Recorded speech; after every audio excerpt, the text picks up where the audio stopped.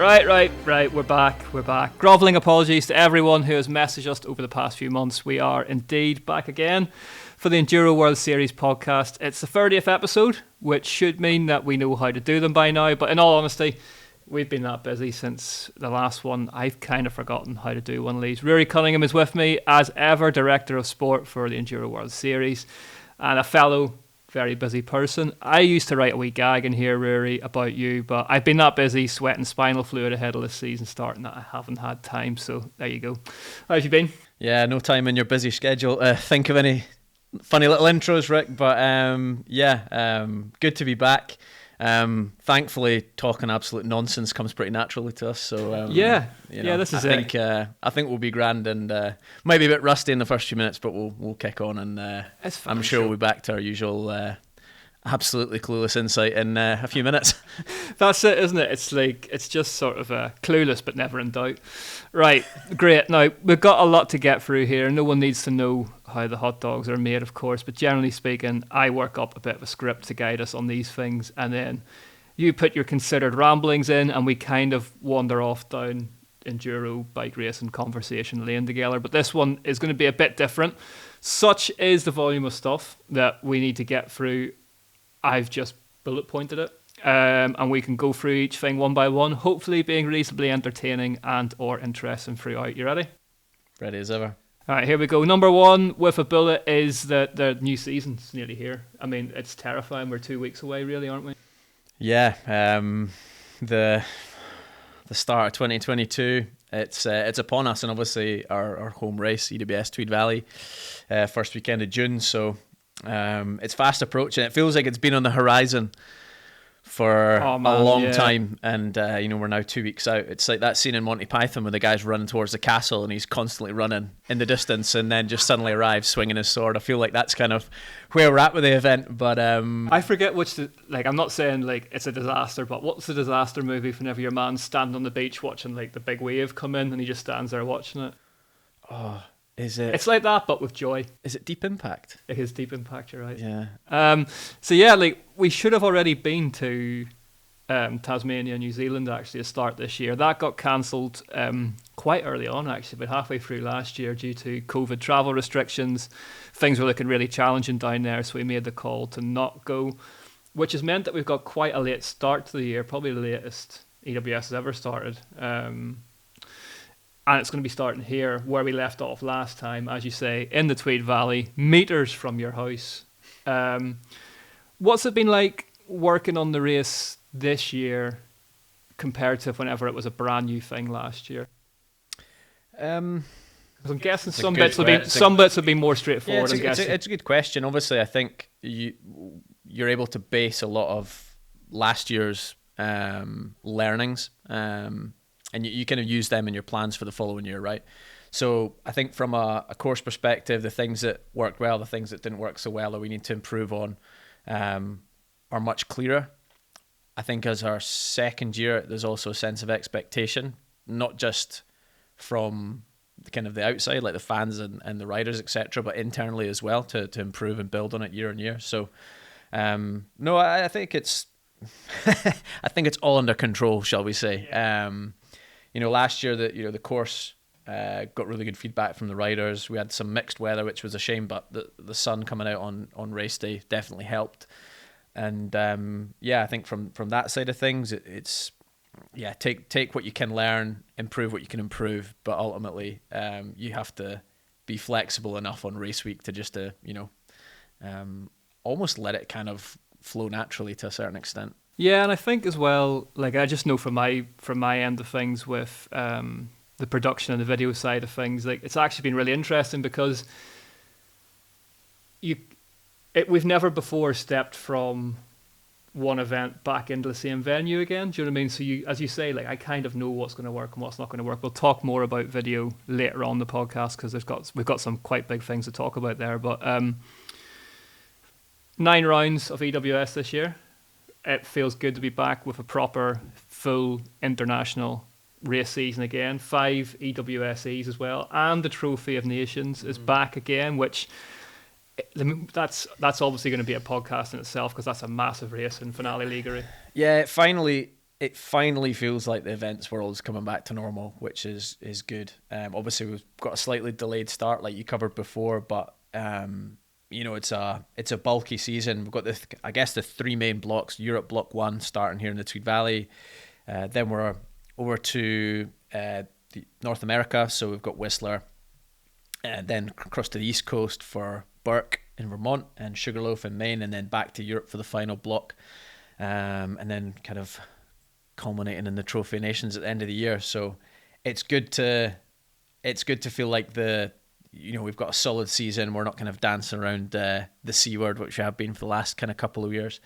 And I'm sure it'll provide the exciting racing we're all used to. So yeah, it should be good. I'm looking forward to it. I'm looking forward to that second block in North America. It's been a long time since we've been there. Really, I spotted on the site the other day as well. There's actually a couple of entries still open for that Whistler race. If anybody fancies having a crack at it, it's not a bad shout. And certainly, if you're going to go and race your bike anywhere in the world, Whistler's kind of it, isn't it? But we've got two exciting for the first time ever. We're back to back in the USA on the East Coast, somewhere that's really got some serious buzz around it. I know we've covered in previous podcasts. You've been out there. We've talked to some of the guys involved in those events. Those should be big events, but then really reaching a crescendo at the end of the year in Loudenvielle, which I'm really excited about because, that's a venue that we featured last year for the first time, the Pyrenees Bike Festival. And I could already just stand at the bottom of it. I can see a series coming down to that venue. Do you know what I mean? It's just like the trails there. And actually, we're going to go on to talk about the new Santa Cruz Megatower in a bit. That's where that was launched to the press. Do you know what I mean? Like, that's the sort of caliber of trails you're talking about there. Just a great venue, and I say it a lot, but bike race in France is always good. Yeah. Loudenvielle last year was incredible. As a first-time venue for the EWS, I was really, really impressed with the setup. The event organisers were spot on, and on top of that, the trails were amazing. Just long, very gravity fed. I mean, I think, I wouldn't want to get this stat wrong, but I think it was like over 3,000 meters descending. There was a lot. I remember that. Yeah.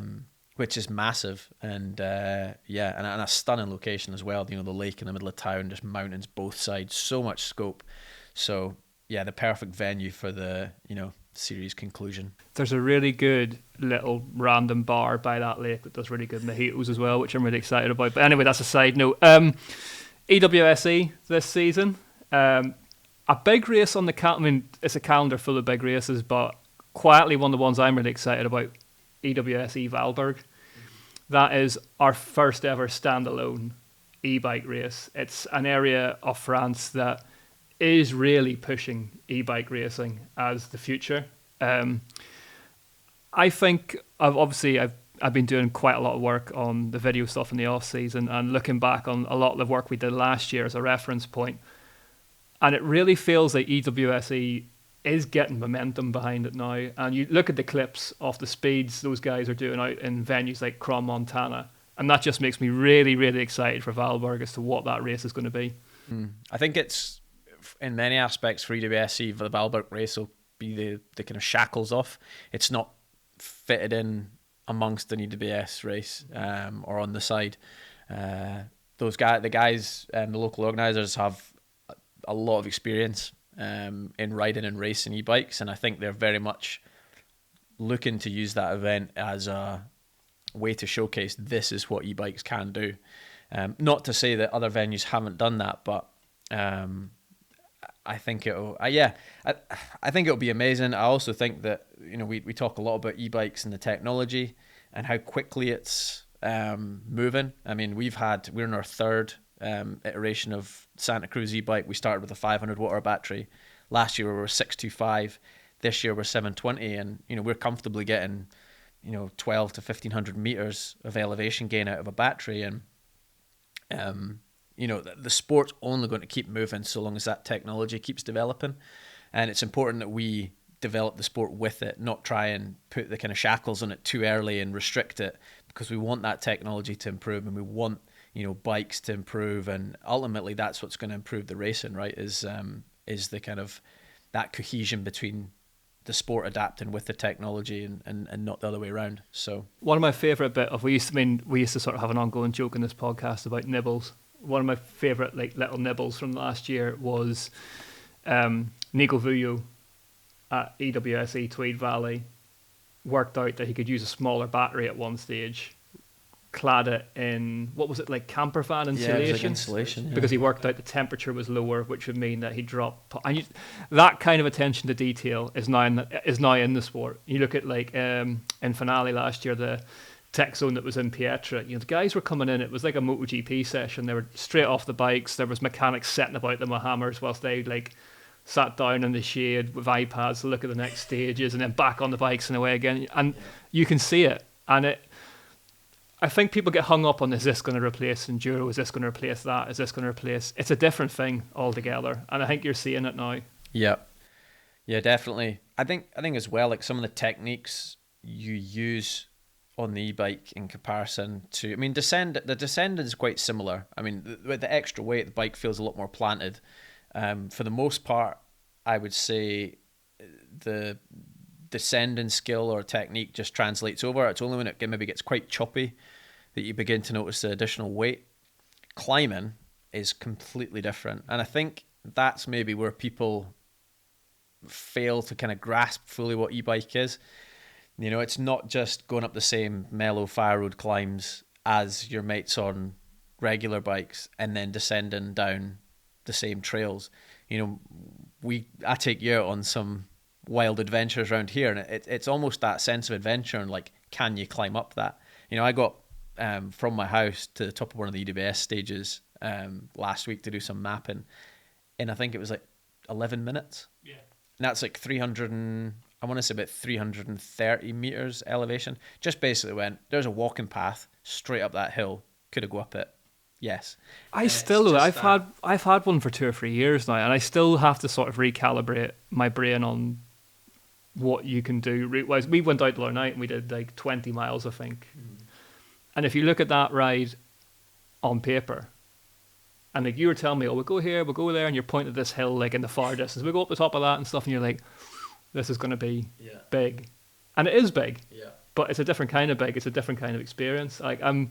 I'm really excited, as I say, for Valberg. I think that'll be a great race. And there are entries still open for that. And that's one of the events that's still live. So you can get involved and head there. There's lots of different ways to race EWS-E. Well worth checking out. If you'd stand out round on the calendar you're looking forward to, maybe unfair to ask, but is there one that you're sort of it's hard not to say the new ones, isn't it? Because I always think every time you go to Finale, you're impressed about the quality of the trail there and what those guys can put together for a course. But I also find it fascinating to go to new venues and just see what people with fresh eyes and, who really know their own set of trails and their terrain, what they're going to come up with. And I think those 2 US rounds could be really interesting in that respect. Yeah, I'm looking forward to I can't be biased, obviously, but I'm looking forward to the round in Sugarloaf in Maine. Namely because they've got a charity golf tournament on the Tuesday. Oh, so, which you're going to be in our team. What? You're going to be in our team. We've got an EWS team, so play your cards right and get an entry. But no, I agree with you. I think the new ones there's always that kind of anticipation around, seeing what they bring to the table, seeing how the event unfolds. At the same time, from a stress perspective, it's nice to go to the venues that have done it year after year after year, like Finale, because they've got a really solid team. But I think I've talked at length about this, but I think that's the beauty of Enduro and the beauty of the sport is no venue are none of them are identical. What you get in the Tweed Valley is going to be completely different to what we're going to get in Pets and Jamnica 2 weeks later. And then when we go to Val di Fassa the week after that, it's going to be completely different again. And it's how the certain aspects of the sport remain the same venue to venue, destination to destination, but yet they totally embrace the local riding, the local terrain, the local culture. And I think that's something very unique. We're not trying to create one kind of discipline that fits in a box that you can take to all these different kind of destinations. It's allowing the destination to showcase their best local riding and kind of bringing the show to them. And long may that continue. Petson's fascinating actually as well, because there were, I I think I'm right in saying there were 2 new very long trails that were put in when we were there in 2018, specifically for the event, the EWS trail being one of them. And it's always just interesting to go back to those venues and see what's happened to those trails, how they've matured, how they've aged. A place close to your heart, of course, with your highest ever EWS result. Is that right? Yeah. You're saying? Yeah. Where were you? Fourth. I remember, because you didn't. Yeah, I remember thinking the podium was on at one stage, and then. Yeah. It was. I really liked it. I think it was one of those races where I kind of began to figure it out. I think it was so kind of raw and natural, and I remember the stage at Petson, like the ski lift stage, being like, it was like 16 or 17 minutes. It was a beast. It was a monster, and you finished each day with that stage. So I'm sure the race time was close to an hour, which is just a monster. And that was a big race, because that the last time we were in Petson Jamnitz, I remember it was a year where, I'm gonna scud myself now, we, like, any media recce we had was in bright sunshine and perfect trails, and then for the race it rained. And Petson was one of those ones. Chris and I were still doing the course previews together at that stage, and I remember riding this just like perfect powdered dirt, and then by the time you guys got to it, it was just grease, and it was quite a big course, I think, as well. It was quite a big total distance, if memory serves. Yeah. And it was really kind of cream rose to the top. That was, of course, race was famous as well. Vid Persak came to our attention then. He was a local kid who everybody was like. There's always one local kid in these new venues that everyone's talking about, and it's always you know yourself from the Tweed Valley. It's great doing it in the Tweed Valley, but to sort of paraphrase Alex Ferguson, could you do it on a cold, wet night in Hull? Do you know what I mean? It's not Stoke. Stoke might have been Stoke, yeah, but like. It's one of those things that you can be a home trail specialist, but doing it, somewhere completely different in the bike park in Whistler or wherever it is a different thing altogether. And Vid is one of those riders who all of a sudden, could do it, like was one of those talents. So it definitely produces fast riders. Yeah, I think it was a lot of the stages there as well, based on the terrain and like you say, how they evolved with the volume of traffic down them. What you rode in practice and what you raced were quite often very different. Things coming out, you had to race kind of head up and not try and ride the trail on your memory or like your memory of practice. There was a few key sections you could definitely kind of. You've talked about this before. Where do you think changes the most that we go to? Because I'm guessing somewhere like Finale doesn't really, because those trails, there's a lot of rock. There's a lot of like high traffic trails that I guess are kind of, they are the way they are. But then you talk about somewhere like a Petson, where the dirt level's really high. There's a lot of dirt. There's a lot of lines form as practice goes on. Where's the most changeable, do you think? Petson, in recent memory, Petson did change a lot. But then it was a first time venue, so a lot of the trails were fresh, and it'll be really interesting to see how, like you said, how they've developed over the last kind of 3-4 years. Certain venues like Finale, Whistler. I mean, Whistler changes quite a lot, like the Blackcomb side, like the natural trails. Yeah. But I wouldn't say it's that the trail develops, it just kind of degrades a little bit. Finale, for example, like every trail will change between practice and race. It will get a bit looser, the holes will get a bit deeper, the main line will get a bit more, munched out. But a lot of it can also depend on the weather. Obviously, the more kind of rain we have, precipitation, the more the trails degrade. But also saying that, if there's absolutely no moisture in the dirt and it's just dusty, you know what I mean? Some wind will come through and the trail will be on a different hill. So I think it depends. There's definitely, it's easier to think of venues that are reliable and don't change that much kind of practice to race, like Finale, like you mentioned. Tweed Valley to a certain extent won't change a huge amount. Well, the trees are too tight for it to change. There's too many trees that you can't make it any wider than it already is. You can't move the trees. I'm just trying to think of venues we've got this year. I mean, and also like some venues, I'm just thinking in the order of the calendar, Val di Fassa, things like the Ridgeline Trail are a little bit more better established, you would say. Like it's ridden kind of, the Tutti Frutti state. Yeah, Thanks, Rick. The Tutti Frutti Trail. That's kind of worn down to like a kind of good kind of hard pack in a few areas, but then the Titan stage on the kind of opposite side of the valley was, I mean, we rode it, it was fresh and smooth and amazing. And by the time they did the second run of that stage, it was properly chopped out, roots everywhere. So a lot of it depends on the trail, it depends on the weather, it depends on a lot of things, but it's that ability as a racer to kind of understand that, almost anticipate that the trail is going to be different, not slow down, but kind of ride what you see in front of you, not what you remember from practice. And I think that's kind of what separates the top racers from the kind of next tier down, is that just that comfortable, or that comfort at riding a trail that's almost new. It's a skill that's not talked about enough. All right, well, speaking about talking about things enough, let's talk about our new video model then, shall we?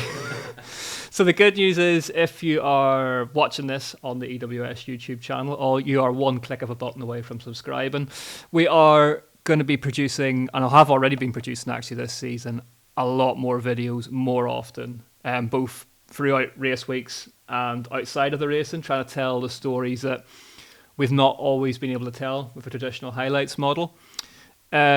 GMBN will still be getting involved. You'll see a lot of those guys at the races. You'll see a lot of GMBN tech too, trawling the pits. Dottie and Anna will be there. But we have a brand new concept to announce, the EWS show. This is going to be released at the start of the week, post-race, and will be a detailed rundown of what went down, all the action. We're going to break it down, chat to the pros, bring you all the latest tech deep dives, look at maybe the stuff that was slightly odd, slightly quirky, give a bit more coverage to things like the under-21s, the Masters, the EWS 100s, the EWS-80s. And that's going to be on GMBN, Discovery Plus, and the Eurosport app. So it's big news for us. It's taken a lot of work. We're still developing the concept and working the scripts through, working the production through. But it feels like, I mean, as someone who's produced these videos for years, the big problem we've always had with the highlights model is who's going to win the bike race. That's your ultimate storyline, is who's going to win the bike race. But you'll know yourself that on the stages, there are stories left, right, and centre of just like incredible perseverance, like heartbreaking mechanical disasters. ALN in the Tweed last year, whenever she was on for her debut win, like did the ankle on the first day, but was still charging hard and only lost it, I think, on the last stage. The kind of storytelling that we all talk about on the race site, but often is quite difficult to get out and get into those highlights the next night. So there's going to be this big news show that's going to be out, as I say, a couple of days after the race. On the race itself, we're going to try and bring you highlights action in a condensed form as quickly as we physically can after the race. Now that's going to be maybe a 6 to 8, 10-minute cut, however quickly we can get it out and get it to the quality we want it and get it online. That's going to be on Enduro World Series YouTube, so you need to subscribe now. I can't emphasize that enough. Subscribe so you don't miss it. Also, depending on this when this podcast goes out, check out the channel for the What Happened Last Time from EWS Tweed Valley, the Vittoria EWS Tweed Valley, because we have produced a cut-down version of the highlights package from last year, try and sort of, give you an idea of what to expect quite close to the race finish, and also hopefully just remind people, because it was a pretty hectic race with a lot going on. So that's always really, really daunting in an off-season to work on a completely new model, but I also think that, I mean, haven't been privy to some of the stuff we want to do with it. I think it's going to be really, really positive, and it should be very, very interesting. No, excited to tell you what, excited to watch the first one, mate. I wouldn't like to be the guy who has to present that. Let's talk about something a bit less, well, I suppose it is work focused, isn't it? But the Santa Cruz Megatower V2. Yours is... Haven't ridden it. You haven't ridden it. It's in Tweed Valley Bikes waiting for you to ride it. I've ridden mine. We're both really excited about them. Bigger, faster, meaner. It's almost worth an episode in itself, actually. But I mean, new bike day is always good, isn't it? But whenever it's a bike that looks like that. Yeah. No, I'm excited to ride it. Obviously, you've done a little launch video, and look to be going well, so it must be decent, mate. If I can look to be going anywhere above average on a bicycle, the bicycle is working to the highest caliber of human endeavor. But setup wise, we've gone for Bergtech controls last year. We've got a new Pro Logo saddle, which we'll tell you about at some stage. Are we allowed to talk about it yet? No.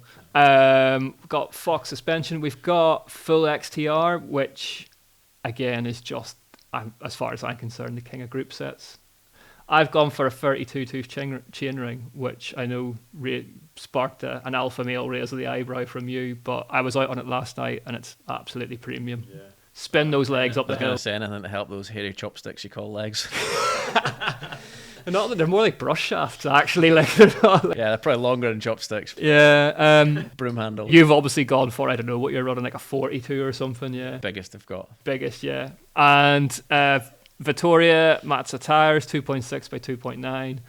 And reserve wheels, just about as good as a modern mountain bike gets, I think. Nah, I'm really, really excited. Absolutely loved the last iteration of the Megatower. Riding it last year, all the events.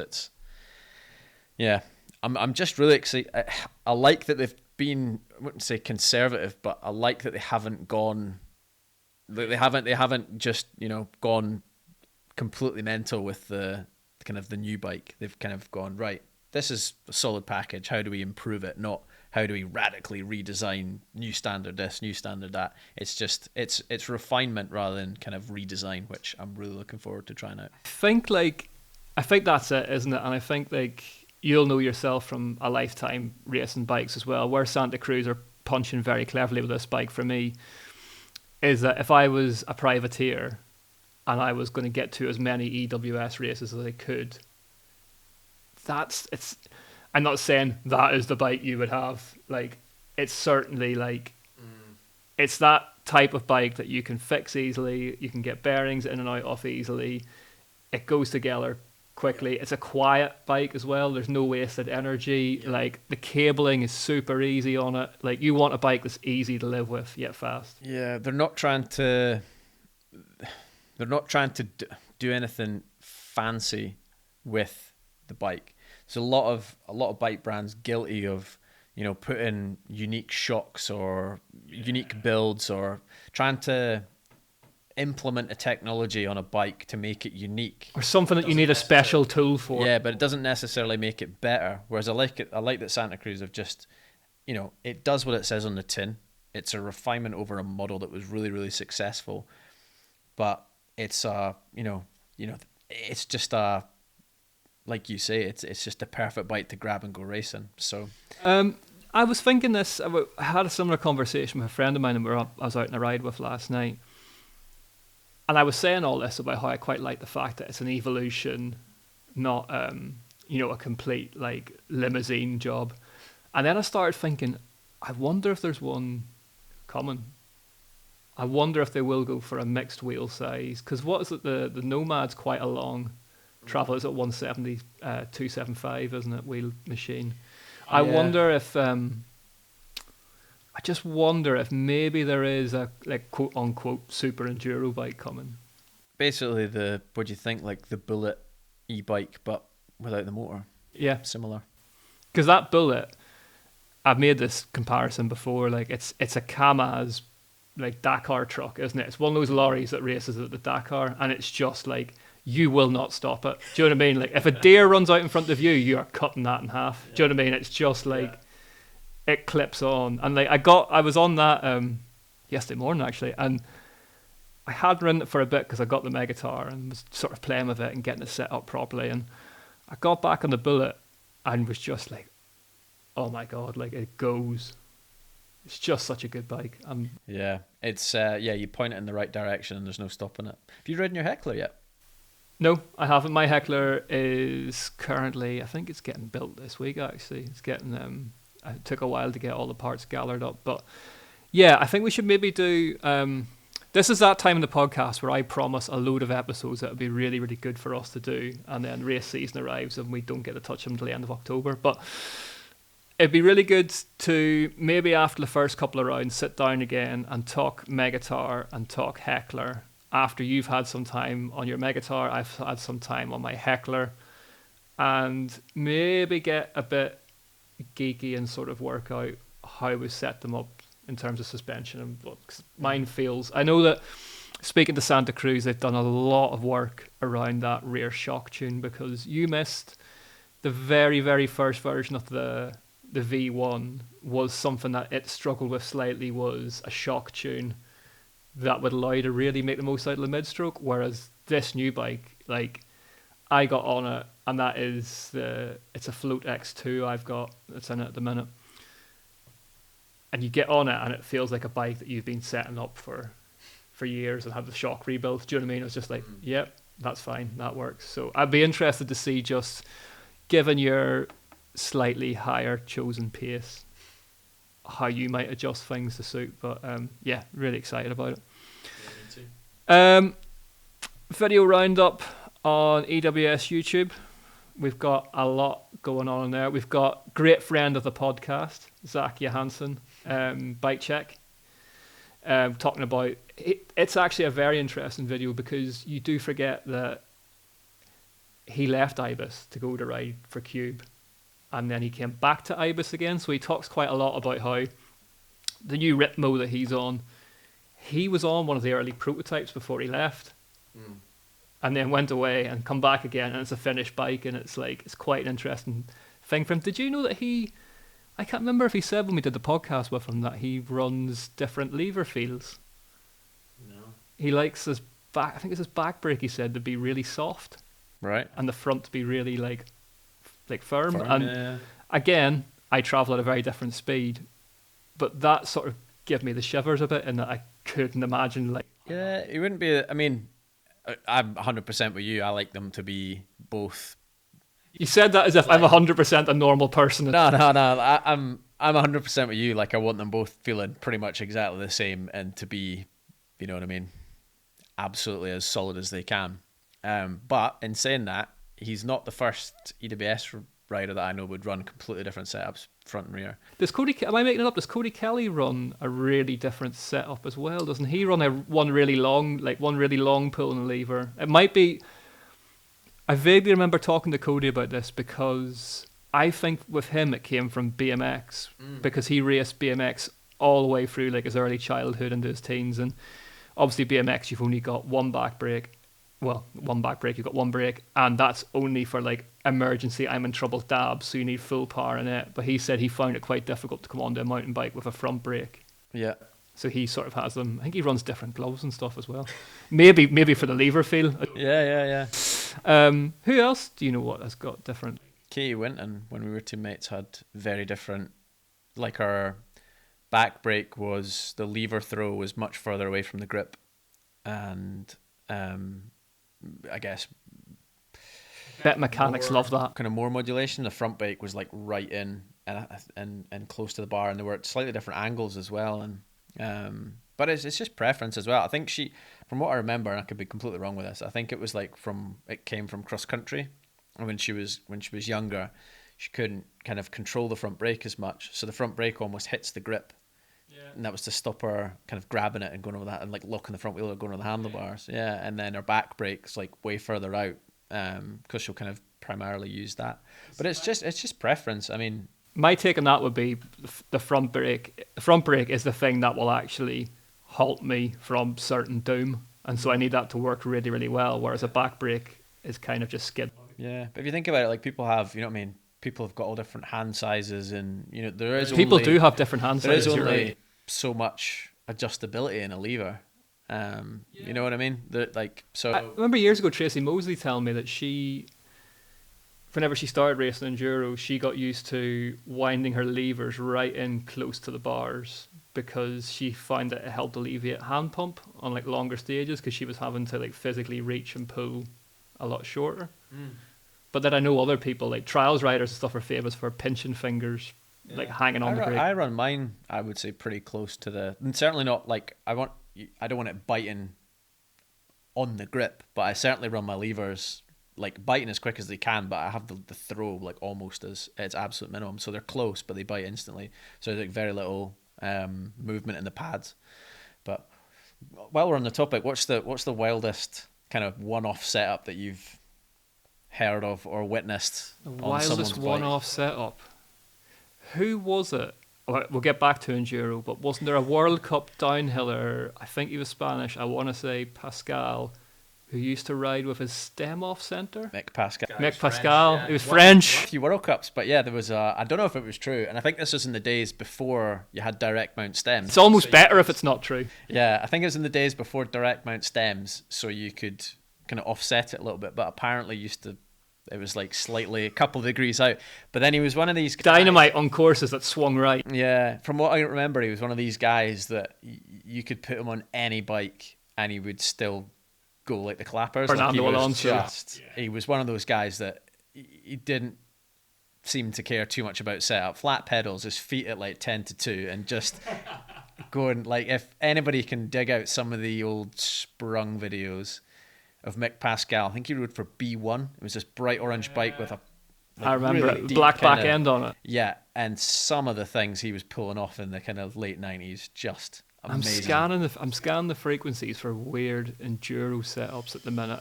Viljo's battery in Tweed Valley was pretty advanced. I enjoyed I that. don't think that's weird though. I think that's just That's not weird. That's just turbo nibbles, isn't it? yeah. Cody's brake setup, Zach's brake setup is bamboozling. I'm always as well like, I don't get heavily worn grips. That upsets me a bit on a level. No, I'm not going to name the rider, but I remember one time hearing that somebody put more pressure on their front tire than their rear, which just threw me off entirely. I was just like, no.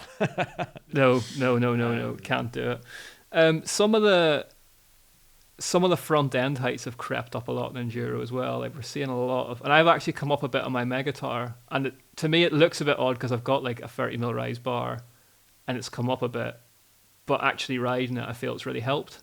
Yeah, I do think as well, though, people are really, really guilty of setting a bike up that feels good when you ride around the car park outside the shop. Yeah. And don't set it up for when you're going down a hill at like a 30-40 degree angle. Or when you drop it in slow motion on Instagram. People love that crack. So yeah, you mentioned Katie Winton. Also on the EWS YouTube is a little Ask Us Anything with herself and the effervescent Noga Karem. That is, I don't think we've seen a pro women's team lineup as interesting as that before in enduro. I think there's going to be a lot of rivalry. I think it's going to be a lot of positive rivalry, and I'm fascinated to see how that one shakes out. Actually, I think there's going to be a lot of difficulty in telling them apart on the trail as well. Based on what I saw in that video, it was two riders of a similar stature in identical kit, both going very fast, and I was kind of like going with loads of energy shouting at each other. Yeah.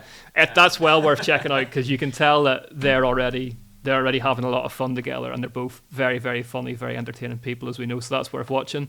We've also we sat down with Greg Callahan and we rewatched one of his runs from the SES race at the Nevis range.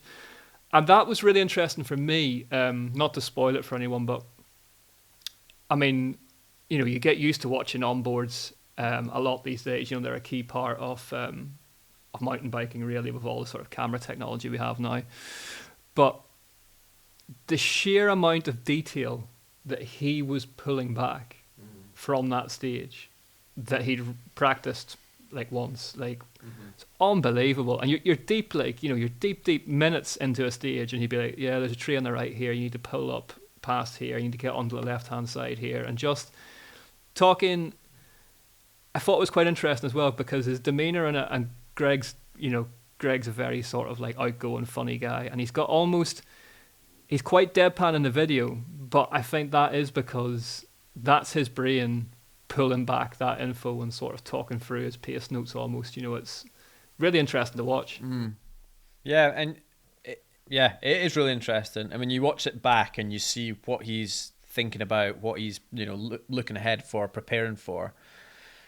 You kind of begin to get a bit of insight as to how kind of racers approach a stage that they don't know turn for turn, rock for rock. you know, like, and the use of, say, like running a helmet camera in practice, having that onboard footage and then watching it back the night before the race, kind of planning, you know, I used to call it like green, amber and red. So like green was just nothing much to it, flat out. Amber was like, could change a little bit, or you might need to slow down for something at race speed, it might be a bit too much. And red was like, you kind of need to learn it. And it's really interesting seeing that and the kind of, I guess, how they break down. I mean, Nevis Range, I want to say was about 25 minutes of racing. Like, it was a relatively big race for one day. I mean, one stage was repeated, so say you'd still be looking at close to 20 minutes of unique stages. And just how they have the ability to kind of learn each stage, not turn for turn or rock for rock, but just key points section to section. That's what I was interested. You watch it and he's going from waypoint to waypoint, and you can tell that the bits in between are feel, and he's relying on the fact that he's a fast enough bike racer to haul through those corners. But then he'll spot a tree, as I say, or he'll spot something else, and that is like his marker for, right, there's now something else coming up that I need to take note of and be on this side of the trail or that side of the trail. The easiest thing is, as like on those kind of stages, the easiest thing as a racer is when the trail's quite narrow, so there's not a lot of room to move, and it is you don't switch off, obviously, because you're going damn fast, but just where you don't have to plan or think about getting off the main line or preparing for something, when you get those sections that are kind of flowy, relatively narrow, one-lined, but I would say to an extent have a kind of one speed. It's like, though, when you see him ride, he'll be going so fast. You know, how can you kind of mentally reset in a section like that? But it is that ability of, like, you know, what might seem like a ridiculous speed to some people. If there's nothing for him to think about, he just knows that's like what I would call the green section. Yeah. It's just, you've got a pace, you ride it, and you're already thinking ahead about, like, it's a quite a... My issue, I think, is that most things are kind of a very dark orange on that scale. Nearly red. Yeah, I mean, we're going to have to wrap this up shortly, but we need to just touch on briefly, like, the season's set up beautifully in that we're not missing anyone. Everyone's going fast. I mean, we just mentioned Greg. He's currently undefeated in the races that he's taken part in on the way into the season. Bex Barona on Yeti, won here last time, just won a race out in the States during her team camp. Isabel Cordelier was here, was in the Valley, working on, in a very Vuyo, no doubt inspired move, a separate setup for the Tweed Valley. She's cut her bars down, she's gone back and forth on some tire stuff, some like getting comfortable on the bike. French champ, you know, Isabel, slightly hamstrung last season, but you really feel is going to sort of make a good fist at imposing herself back into the top of the pro women's race this year. I mean, everyone's going fast. There's lots to look forward to. As I say, please do subscribe to the YouTube channel. We're going to have a lot more onboards coming up, like the one I just mentioned, McGreg, along with all the extra video stuff, the EWS show, of course, that's going to be premiering soon. And yeah, it's just all in front of us like a wheelbarrow now, isn't it? Only a couple of weeks. Ruaridh, thank you very much for your time. It's a pleasure. Thank you, Rick. Let's go and get some lunch.